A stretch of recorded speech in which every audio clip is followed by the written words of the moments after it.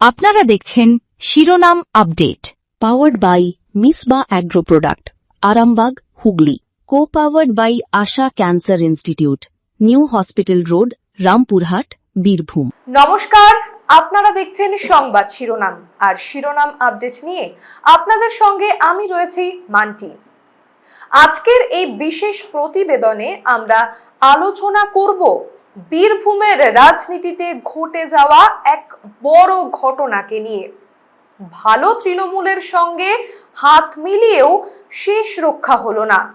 অনুব্রত মণ্ডল ঘনিষ্ঠদের অনাস্থার মুখে কি রাজনৈতিকভাবে বড় ধাক্কা খেলেন কাজল শেখ, নাকি সত্যি ব্যক্তিগত কারণেই তিনি স্বেচ্ছায় ছেড়ে দিলেন বীরভূম জেলা পরিষদের সভাধিপতির পদ? 19 আগস্ট পদত্যাগপত্র জমা, আর 20 আগস্ট নির্ধারিত কর্তৃপক্ষের সামনে হাজির হয়ে নিজের সিদ্ধান্তের কথা জানালেন কাজল শেখ।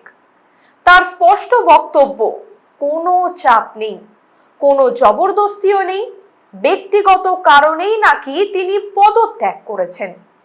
কিন্তু প্রশ্ন উঠছে, সত্যিই কি শুধু ব্যক্তিগত কারণ, নাকি এর নেপথ্যে রয়েছে অনাস্থা প্রস্তাবের চাপ? নাকি বীরভূমের রাজনীতিতে ফের শক্তি বাড়াচ্ছেন অনুব্রত মণ্ডল? আর সবচেয়ে বড় প্রশ্ন, ভালো তৃণমূলে যোগ দেওয়ার পরও কেন নিজের সবচেয়ে গুরুত্বপূর্ণ প্রশাসনিক পদটি ধরে রাখতে পারলেন না কাজল শেখ? আজকের বিশেষ প্রতিবেদনে আমরা সেই প্রশ্নগুলোরই উত্তর খোঁজার চেষ্টা করব। প্রথমেই একটা বিষয় পরিষ্কার করে দেওয়া জরুরি। কাজল শেখ নিজে বলেছেন তিনি স্বেচ্ছায় পদত্যাগ করেছেন, তার উপর নাকি চাপ ছিল না। এই বক্তব্যই এখন পর্যন্ত তার আনুষ্ঠানিক অবস্থান। কিন্তু রাজনীতিতে শুধু একটি বক্তব্য দিয়ে পুরো ছবিটা বোঝা যায় না, কারণ একই সময়ে সামনে এসেছে অনাস্থা প্রস্তাব। বীরভূম জেলা পরিষদে মোট 52 জন সদস্য রয়েছেন, তাদের মধ্যে 19 জন কাজল শেখের বিরুদ্ধে নাকি অনাস্থা প্রস্তাবে সই করেছিলেন। আর রাজনৈতিক মহলে আলোচনা, এই 19 জনের একটা বড় অংশ অনুব্রত মণ্ডল ঘনিষ্ঠ। তারপরেই কাজল শেখের পদত্যাগ। তাই প্রশ্ন তো উঠবেই, অনাস্থার মুখোমুখি হওয়ার আগেই কি সরে দাঁড়ালেন কাজল, নাকি সত্যি সবটাই ব্যক্তিগত সিদ্ধান্ত? এই গল্পটা বুঝতে হলে একটু পিছিয়ে যেতে হবে। অনুব্রত মণ্ডলের গ্রেফতারির পর বীরভূম তৃণমূলের রাজনীতিতে একটা বড় শূন্যতা তৈরি হয়েছিল। সেই সময় নতুন কিছু মুখের গুরুত্ব বাড়তে শুরু করে, আর সেই সময়ই দ্রুত উত্থান হয় কাজল শেখের। 2023 সালে তিনি বীরভূম জেলা পরিষদের সভাধিপতি হন।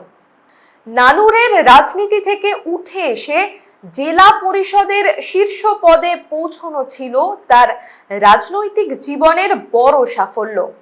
একসময় বীরভূমের রাজনীতিতে অনুব্রত মণ্ডলই ছিলেন সবচেয়ে প্রভাবশালী মুখ। কিন্তু তার অনুপস্থিতির সময় রাজনৈতিক সমীকরণ বদলাতে শুরু করে। কাজল শেখের গুরুত্ব বাড়ে, তার প্রভাব বাড়ে। রাজনৈতিকভাবে তিনি উঠে আসেন বীরভূমের অন্যতম গুরুত্বপূর্ণ মুখ হিসেবে। কিন্তু রাজনীতির সবচেয়ে বড় সত্য একটাই, এখানে কোনো সমীকরণ চিরদিন একই থাকে না। আর 2026 সালের বিধানসভা নির্বাচনের পর সেই সমীকরণ আরো দ্রুত বদলে যায়। রাজ্যে রাজনৈতিক পালা বদল হয়, তৃণমূল ক্ষমতা হারিয়ে বিরোধী আসনে চলে যায়, আর তার সঙ্গে সঙ্গে দলের ভেতরেও তৈরি হয় নতুন সমীকরণ। শিবির বদল, নতুন নেতৃত্ব, নতুন রাজনৈতিক অবস্থান। এই পরিস্থিতিতে সামনে আসে ভালো তৃণমূল বা ঋতব্রত বন্দ্যোপাধ্যায় ঘনিষ্ঠ শিবিরের কথা। একাধিক নেতা সেই নতুন রাজনৈতিক শিবিরে যোগ দেন। স্রোতে গা ভাসানো কাজল শেখও সেই শিবিরের সঙ্গেই যুক্ত হন। অর্থাৎ কাজলের সামনে তৈরি হয়েছিল নতুন রাজনৈতিক রাস্তা। কিন্তু প্রশ্ন ছিল, নতুন শিবিরে যাওয়া কি তার রাজনৈতিক অবস্থানকে আরো শক্তিশালী করবে? আজকের ঘটনায় সেই প্রশ্নের উত্তর নিয়ে নতুন বিতর্ক শুরু হয়েছে। কারণ ভালো তৃণমূলের সঙ্গে থাকার পরও শেষ পর্যন্ত কেন জেলা পরিষদের সভাধিপতির পদ ছাড়তে হলো তাকে? থাকবো সেই আলোচনায়, তবে তার আগে শিরোনাম আপডেটে নিচ্ছি একটা ছোট্ট বিরতি, সঙ্গে থাকুন। প্রতিদিনের একঘেয়েমি সরিয়ে রেখে রঙিন প্রকৃতির কোলে প্রকৃতির সঙ্গে কয়েকটা দিন কাটিয়ে শরীর ও মনটাকে একটু হালকা করতে চলে আসুন রিসার্চ ত্রিমূর্তি। আমরা আপনাদের সকল প্রকার পরিষেবায় সব সময় প্রস্তুত। আমাদের ঠিকানা উত্তর ধূপঝোড়া রোড, মূর্তি, পশ্চিমবঙ্গ 735206। যোগাযোগ 706-33501-9382438967। টিউলিপ হসপিটাল, বাগনান ওটি রোড, হাওড়া। পেশেন্ট আপনার, দায়িত্ব আমাদের। কম খরচে ভালো চিকিৎসার সেরা ঠিকানা। বাগনানে প্রথমবার হার্টের ডাক্তার পাবেন প্রতিদিন। 24 ঘন্টা এনজিওগ্রাফি, এনজিওপ্লাস্টি এবং ক্রিটিক্যাল কেয়ার সহ আধুনিক পরিষেবাও রয়েছে। যোগাযোগ করুন আজই 8585007039, 8585007034 এবং 9831802313 এই নম্বরে। আপনারা দেখছেন শিরোনাম update, powered by Misba agro product, Arambagh, Hooghly. Co powered by Asha cancer institute, new hospital road, Rampurhat, Birbhum. সঙ্গে থাকার জন্য ধন্যবাদ। ফিরে এলাম বিরতির পর। আপনারা দেখছেন শিরোনাম আপডেট। আমরা আলোচনা করছি বীরভূম জেলা পরিষদের সভাধিপতি পদ থেকে কাজল শেখের পদত্যাগ নিয়ে। আর এবার আসা যাক এই ঘটনার সবচেয়ে গুরুত্বপূর্ণ অংশে। জেলা পরিষদের সভাধিপতির পদ শুধু একটি নামমাত্র পদ নয়, এই পদের সঙ্গে জড়িয়ে রয়েছে জেলার প্রশাসনিক কাজ, উন্নয়ন সংক্রান্ত সিদ্ধান্ত, স্থায়ী সমিতির বৈঠক, জেলা পরিষদের বিভিন্ন প্রশাসনিক কার্যক্রম। তাই এই পদে কে রয়েছেন সেটা রাজনৈতিকভাবে ভীষণ গুরুত্বপূর্ণ। নির্বাচনের ফল প্রকাশের পর থেকেই কাজল শেখের জেলা পরিষদে উপস্থিতি নিয়ে প্রশ্ন উঠতে শুরু করে। অভিযোগ ওঠে তিনি নাকি নিয়মিত আসছেন না। স্থায়ী সমিতির বৈঠক নিয়েও ভীষণ সমস্যা তৈরি হয়। আর এই পরিস্থিতিতেই তার বিরুদ্ধে অনাস্থা প্রস্তাব আনা হয়। মোট 52 জন সদস্যের মধ্যে 19 জন সেই প্রস্তাবে সই করেন। এখানেই রাজনীতির অঙ্কটা আরো জটিল হয়ে যায়, কারণ রাজনৈতিক মহলে এই 19 জনের বড় অংশকে অনুব্রত মণ্ডল ঘনিষ্ঠ বলে মনে করা হয়। তাহলে প্রশ্ন, এটা কি শুধুই প্রশাসনিক অসন্তোষ, নাকি এর পেছনে রয়েছে বীরভূমের রাজনৈতিক নিয়ন্ত্রণের লড়াই? কারণ বীরভূমের রাজনীতিতে অনুব্রত মণ্ডলের ভূমিকা নিয়ে নতুন করে কিছু বলার নেই। দীর্ঘদিন ধরে তিনি এই জেলার অন্যতম প্রধান রাজনৈতিক শক্তি ছিলেন। অন্যদিকে কাজল শেখের উত্থান ঘটেছিল এমন এক সময়ে যখন বীরভূমের পুরনো রাজনৈতিক সমীকরণ বদলাচ্ছিল। তাই দুই পক্ষের এই রাজনৈতিক দূরত্ব নিয়ে আলোচনা কিন্তু বহুদিনের। 2026-এর পর আবার সেই সমীকরণ নতুন রূপ নিতে শুরু করেছে। খবর অনুযায়ী অনুব্রত মণ্ডলও ভালো তৃণমূলের সঙ্গে সক্রিয় ভূমিকা নিতে শুরু করেন। কাজল শেখও সেই একই বৃহত্তর রাজনৈতিক ছাতার নিচে চলে আসেন। অর্থাৎ বাইরে থেকে দেখলে দুজন একই রাজনৈতিক শিবিরে। কিন্তু বীরভূমের স্থানীয় রাজনীতিতে কি পুরনো দ্বন্দ্ব শেষ হয়ে গিয়েছিল? আজকের ঘটনা বলছে সেই প্রশ্নের উত্তর এত সহজ নয়। কারণ একই রাজনৈতিক পরিসরে থেকেও অনুব্রত ঘনিষ্ঠদের অনাস্থার মুখে পড়তে হলো কাজল শেখকে, আর তারপরেই তার পদত্যাগ। কাজল শেখ অবশ্য পরিষ্কার বলেছেন কোনো চাপ ছিল না, তিনি নাকি ব্যক্তিগত কারণ দেখিয়েছেন। 19শে আগস্ট পদত্যাগপত্র জমা দেন। 20শে আগস্ট নির্ধারিত কর্তৃপক্ষের সামনে হাজির হন। সেখানে তার পদত্যাগের কারণ জানতে চাওয়া হয়। কাজল জানান, তিনি নিজের ইচ্ছেতেই পদত্যাগ করছেন, কোনো জোর করা হয়নি, কোনো চাপও নাকি দেওয়া হয়নি। এরপর তার পদত্যাগ গ্রহণের সিদ্ধান্ত হয়, অর্থাৎ প্রশাসনিক ও আইনি দিক থেকে এটি স্বেচ্ছা পদত্যাগ হিসেবেই সামনে এসেছে। কিন্তু রাজনৈতিক বিশ্লেষণ অন্য প্রশ্ন তুলছে। একদিকে অনাস্থা, অন্যদিকে 19 জন সদস্যের সই, তারপরেই কাজল শেখের পদত্যাগ। এই তিনটে ঘটনা একসঙ্গে ঘটায় স্বাভাবিকভাবেই প্রশ্ন উঠছে, চাপ যখন ছিল না, তাহলে অনাস্থার ঠিক পরেই পদত্যাগ কেন? অবশ্য এর উত্তর একমাত্র কাজল শেখই দিতে পারেন, আর তিনি যা বলেছেন সেটাই তার অবস্থান। কিন্তু রাজনৈতিক ঘটনাগুলিকে পাশাপাশি রাখলে এটাও বলা যায়, তার বিরুদ্ধে তৈরি হওয়া চাপের পরিস্থিতি উপেক্ষা করা কঠিন। এখানেই ভালো তৃণমূলে যোগ দেওয়ার সিদ্ধান্ত নিয়ে নতুন করে প্রশ্ন উঠছে। রাজনীতিতে শিবির বদল মানেই সবসময় নিরাপদ ভবিষ্যৎ নয়। অনেক সময় নতুন শিবিরেও পুরনো প্রতিদ্বন্দ্বিতা থেকে যায়। কাজল শেখের ক্ষেত্রেও কি সেটাই হলো? এটাই এখন বড় প্রশ্ন। এবার আসা যাক 2026-এর পর বীরভূমের বড় রাজনৈতিক ছবিতে।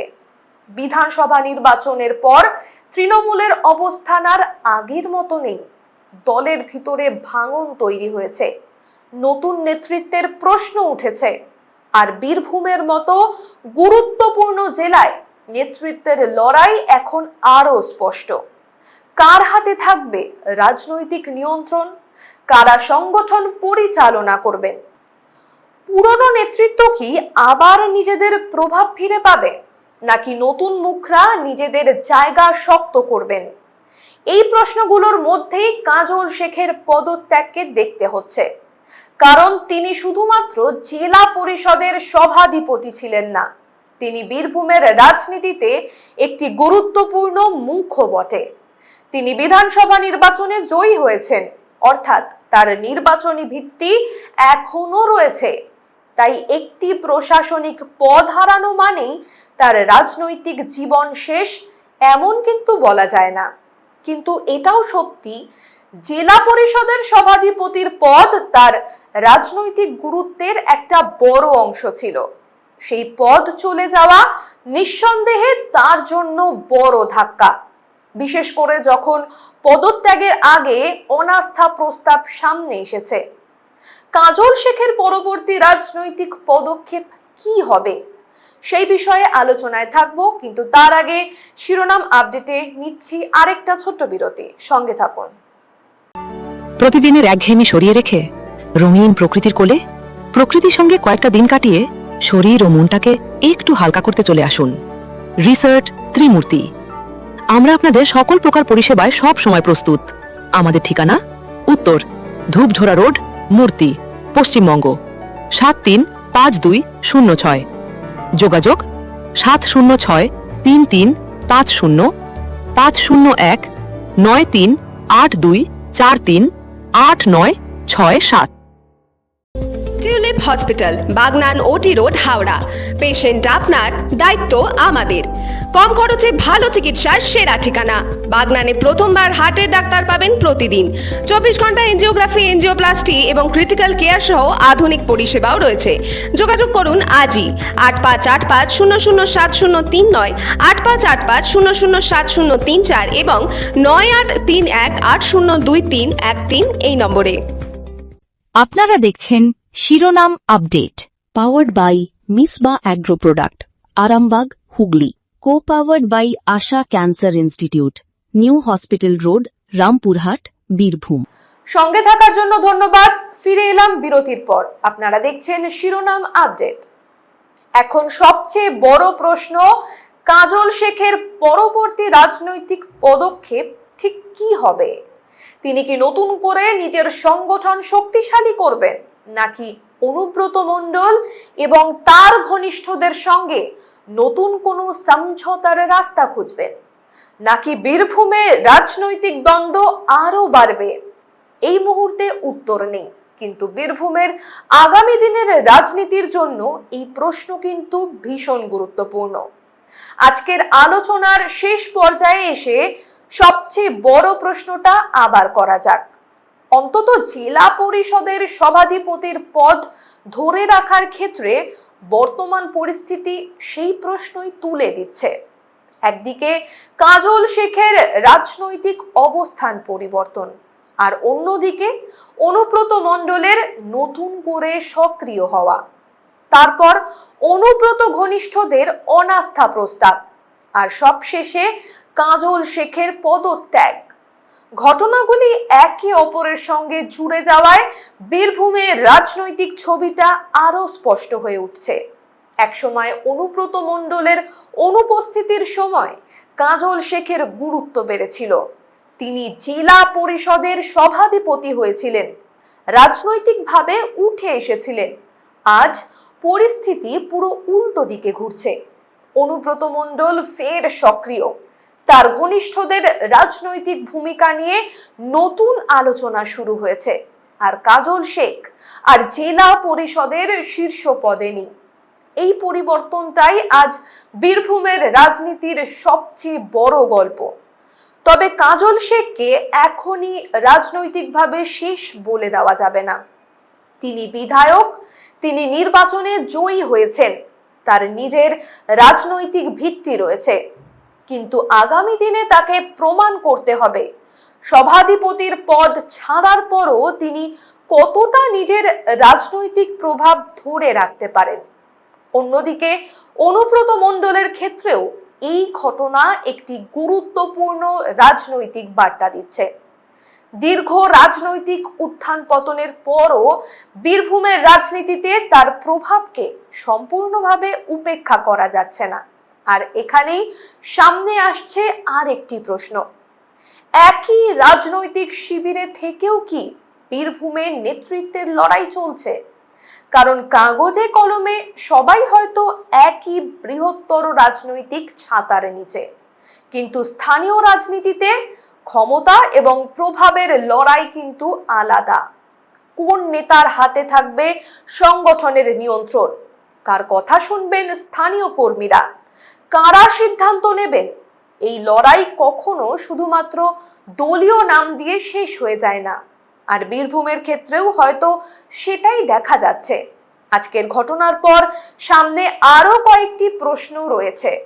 বীরভূম জেলা পরিষদের নতুন সভাধিপতি কে হবেন? অনুব্রত ঘনিষ্ঠরা কি নিজেদের পছন্দের কাউকে সামনে আনবেন, নাকি সমস্ত পক্ষের মধ্যে নতুন কোনো সমঝোতা হবে? আর কাজল শেখের রাজনৈতিক অবস্থান ভবিষ্যতে কোন দিকে যাবে? এই প্রশ্নগুলোর উত্তর আগামী দিনের ঘটনাই দেবে। তবে একটি বিষয় কিন্তু পরিষ্কার, আজকের পদত্যাগ শুধুমাত্র একটি প্রশাসনিক ঘটনা নয়, এটি বীরভূমের বদলে যাওয়া রাজনৈতিক সমীকরণের বড় ইঙ্গিত। কাজল শেখ বলেছেন ব্যক্তিগত কারণেই নাকি তিনি সরে দাঁড়িয়েছেন। তিনি বলেছেন তার ওপর কোনো চাপ ছিল না। তার বক্তব্যকে অবশ্যই গুরুত্ব দিতে হবে, কিন্তু একই সঙ্গে এটাও সত্যি তার বিরুদ্ধে অনাস্থা প্রস্তাব এসেছিল। ১৯ জন সদস্য তাতে সই করেছিলেন, আর সেই পরিস্থিতির পরেই তিনি পদত্যাগ করেছেন। তাই রাজনৈতিক প্রশ্ন তো থাকবেই। যদি অনাস্থা না আসতো তাহলেও কি কাজল শেখ একই সময়ে পদত্যাগ করতেন?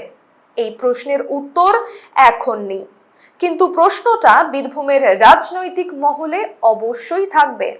আর ভালো তৃণমূলে যোগ দেওয়ার সিদ্ধান্তও এখনো নতুন করে আলোচনার কেন্দ্রে।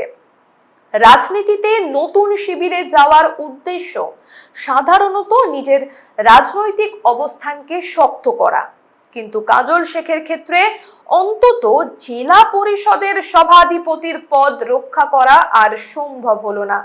তাই বলা যায় রাজনৈতিক সমীকরণ বদলালেও ক্ষমতার লড়াই কিন্তু শেষ হয়নি, বরং নতুন শিবিরের ভেতরেও নেতৃত্বের নতুন অঙ্ক তৈরি হয়েছে। আজকের ঘটনা সেই অঙ্কটাকেই সামনে এনে দিল। সবশেষে বলা যায়, কাজল শেখের রাজনৈতিক গল্প এখানেই শেষ নয়।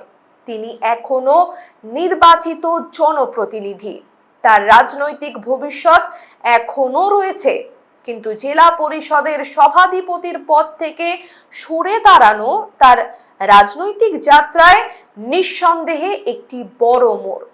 আর অন্যদিকে অনুব্রত মণ্ডলের রাজনৈতিক সক্রিয়তা এবং তার ঘনিষ্ঠদের ভূমিকা দেখিয়ে দিচ্ছে বীরভূমের পুরনো রাজনৈতিক সমীকরণকে এত সহজে বদলে ফেলা যাচ্ছে না।